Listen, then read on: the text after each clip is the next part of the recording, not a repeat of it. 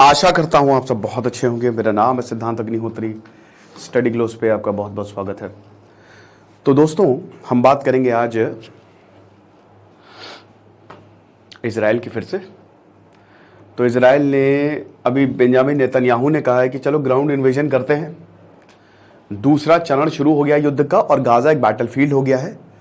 और अब जो युद्ध होने वाला है वो बहुत लंबा होगा और it will be long lasting. युद्ध से इंटरेस्ट, क्योंकि देखिए प्रॉब्लम यह है कि अभी यूनाइटेड नेशंस में रेजोल्यूशन जॉर्डन लेके आया, भारत एब्सटेन किया, भारत ने वोटिंग नहीं की। तो दिक्कतें तो बहुत ज्यादा हैं। 3,500 से ज्यादा बच्चे मारे जा चुके गाजा में, जिसकी रिस्पॉन्सिबिलिटी इजराइल पे है। हमास पे तो है ही है, नो डाउट।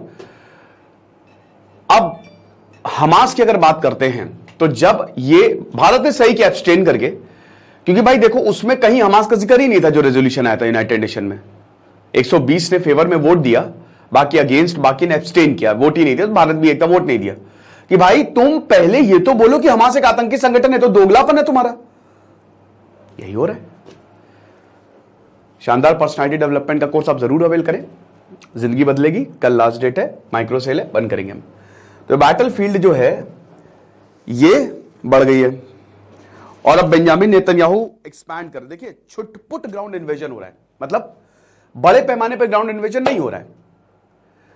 13 अक्टूबर को बोला था घुस जाएंगे हम, अबे नहीं घुसना था तो भाई सिविलियंस को क्यों बोला 24 घंटे हमारे पास, ज्यादा वक्त दे देते साउथ जाने के लिए, लेकिन नहीं हुआ ऐसा। तो यहां 3 रीजन है क्यों गाजा अभी तक इन्वेड नहीं कर रहा है इजराइल। सबसे पहला रीजन तो यही है, अमेरिकन फैक्टर। अमेरिका ज्यादा से ज्यादा वक्त मांग रहा है कि भाई हमको वक्त दे दो ताकि हम और ज्यादा बार्गेनिंग कर सके। 4 होस्टेजेस अभी तक हमास ने छोड़ दिए हैं और अभी और भी होस्टेजेस वो छोड़ सकता है। हमने कतर की भी बात की थी। कतर सबसे बड़ा देश बनेगा, सबसे बड़ा, जो ये मीडिएशन टॉक्स करेगा हमेशा से। आप अगर, हम सऊदी की बात करते हैं, हम ईरान की बात करते हैं, लेकिन कतर की बात नहीं करती। ये छोटा सा देश जिसमें नेचुरल गैस बहुत सारी हैं, भारत भी काफी इंपोर्ट करता है और भारत की सबसे ज्यादा पॉपुलेशन 8 लाख के करीब यही रहती है। 86% वहां के बाहरी पॉपुलेशन है, कतरी खाली 14% है।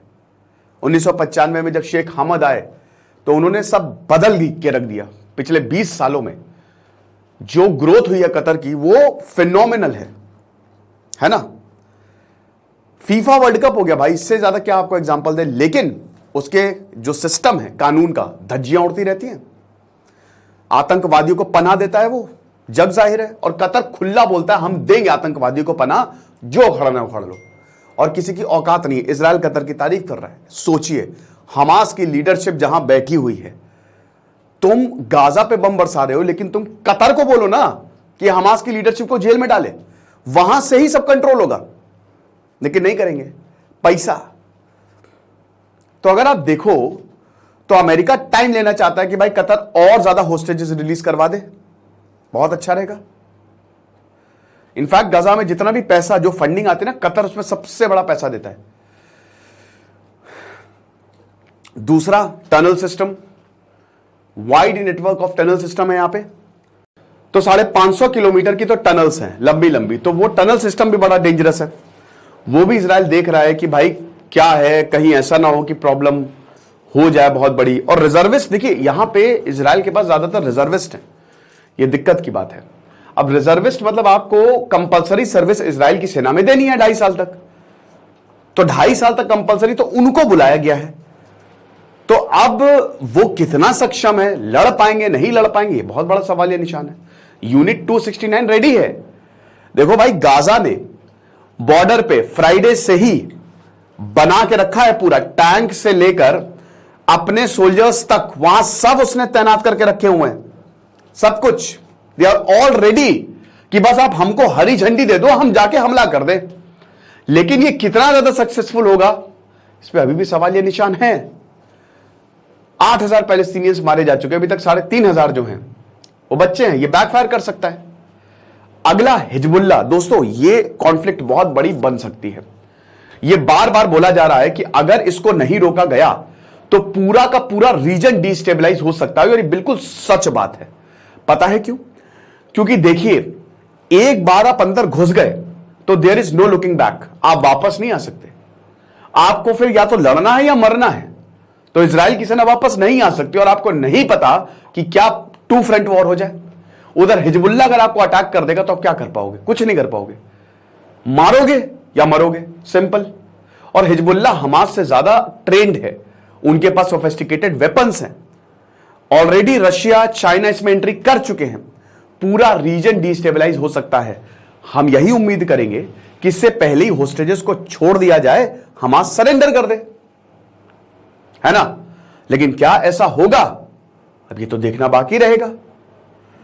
तो अभी तो फिलहाल यही अपडेट है कि लगातार बमबारी हो रही है, और ये बस जितनी जो सेना है इजराइल की, इजराइल डिफेंस फोर्सेस, वो बस इंस्ट्रक्शन का वेट कर रहे हैं कि आप हमको हरी झंडी दो और हम जाके वहां पे इजराइल का झंडा गाड़ है। ठीक है, बाकी हम और ज्यादा अपडेट्स लेते हैं। क्या हुआ है? प्रोटेस्ट हो रहे हैं पूरी दुनिया में।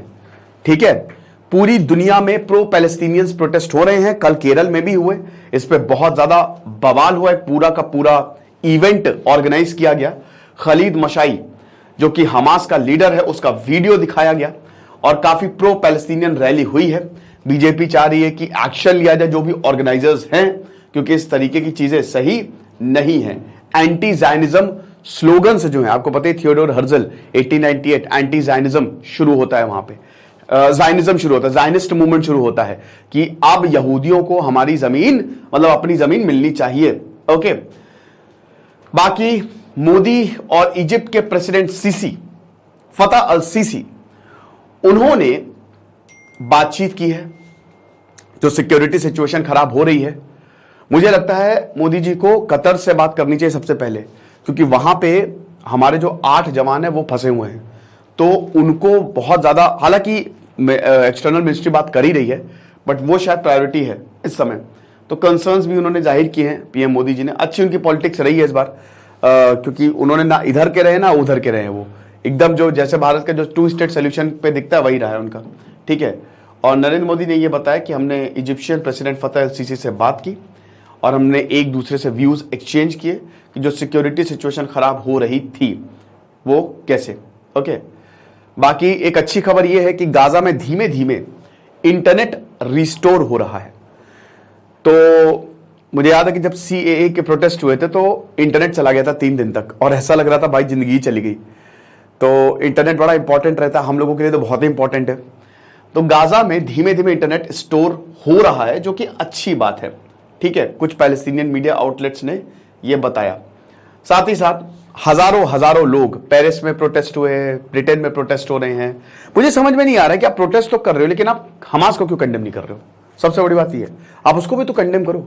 कहीं पे भी आपको ये नारे नहीं दिखे होंगे। तो ये तो दोगलापन है भाई। जो हमास को कंडेम नहीं कर रहा है और जो सिर्फ इजराइल की गलती मना रहा है, ये तो भाई दोगलापन है सीधा सीधा। ठीक है, ये चीज है। हाँ, एक और बहुत बड़ी बात यह है कि एलॉन मस्क ने गाजा के सिविलियंस को सपोर्ट किया है। यह एक बहुत बड़ी खबर है। यहां पे एलॉन मस्क ने जैसे ही बोला कि भाई हम गाजा को सपोर्ट कर रहे हैं और जितनी मदद हो सकते हैं हम देंगे, तो इजराइल के जो कम्युनिकेशन मिनिस्टर है श्लोमो कारी, उन्होंने कहा कि भाई देखो, जो कम्युनिकेशन लिंक्स आप दे रहे हो वो हमास मिलिटेंट्स यूज कर सकते हैं टेररिस्ट एक्टिविटीज के लिए। तो इजराइल ने सीधा सीधा एलॉन मस्क को वार्निंग दी है कि ये मत करना, क्योंकि जो भी तुम उनको दोगे, तुम कम्युनिकेशन लिंक्स दोगे उनको ताकि वो कम्युनिकेट कर सके, जो वहां के लोग हैं, सिविलियंस हैं।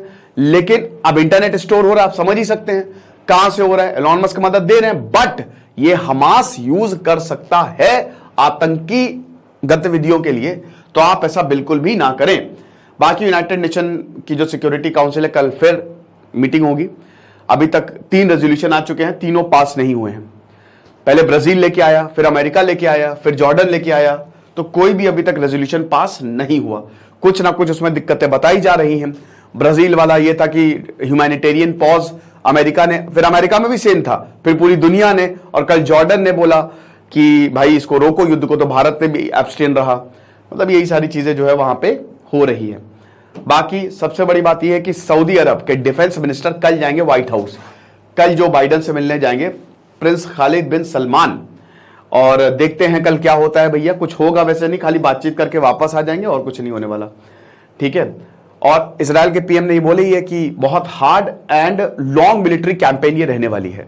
ये जो युद्ध, जो सेकेंड फेज शुरू होने वाला है, हम हमास को तो खत्म कर देंगे लेकिन ये लंबा चलेगा। तो इन चीजों के लिए आप तैयार रहे, हम पूरी तरीके से दुश्मन को बर्बाद कर देंगे, खत्म कर देंगे। तो ये कुछ important updates Israel Hamas war की, और जो भी होगा हम आपको जरूर बताएंगे। दिस इज सिद्धांत अग्निहोत्री साइनिंग ऑफ।